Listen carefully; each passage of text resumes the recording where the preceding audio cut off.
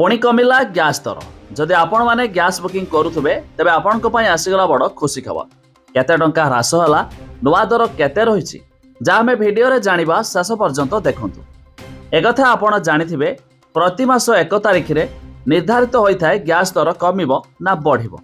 तेबे आसंतु संपूर्ण अपडेट जानिबा ता पूर्व वीडियो को लाइक करंतु, सब्सक्राइब करनथिले एबे सब्सक्राइब करि पाखर थिबा घंटी चिन्ह को दबाइथिले।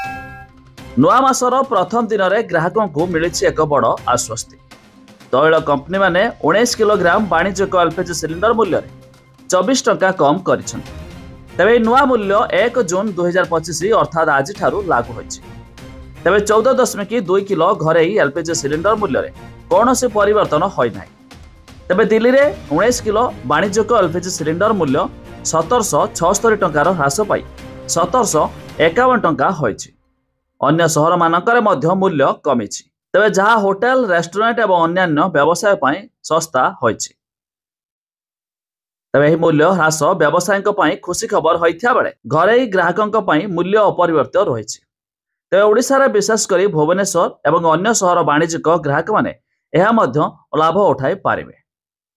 तेबे जदि आपण भाबुथिबे घरे व्यवहृत हेउथिबा 14 किलोग्राम विशिष्ट गैस दर रे कोनोसी परिवर्तन होई नाही,